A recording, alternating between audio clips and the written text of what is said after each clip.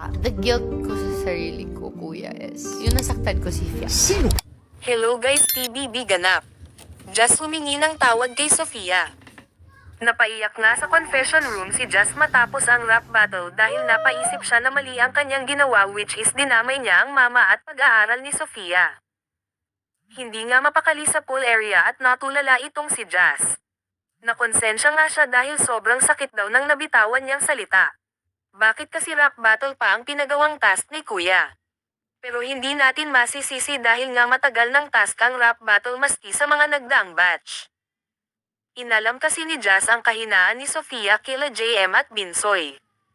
Sinabi naman ni JM at Binsoy na pamilya. Hindi nga nila aakalain na isasama ni Jazz ang pamilya ni Sofia sa rap battle, kaya nung bumanat itong si Jazz ay nanglaki ang kanilang mga mata. Sabi naman ng mga netizen na below the belt na nga ang nasabi ni Jazz. At itong si Sofia naman ay umiyak pagkatapos pumunta sa higaan. Kinomfort nga siya ni Rain at Kai.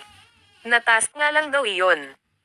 Akala nga ng adults na si Jazz ang mas masasaktan, ang lumabas pala mas nasaktan si Sofia. Dahil nga below the belt na ang nasabi nito. Pero bukal at maganda ang intention ni Jazz dahil napaiyak nga ito.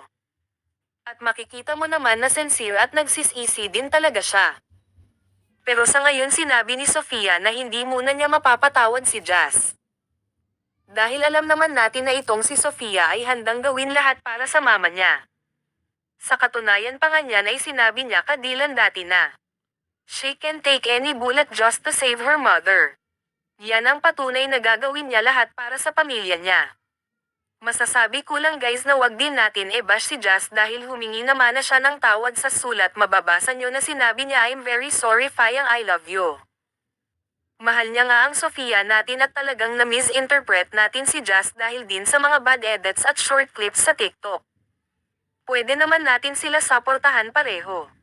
Kayo ba guys, mapapatawad nyo pa ba si Jazz sa kanyang mga ginawa? E-like at mag-subscribe para laging kang updated. Salamat!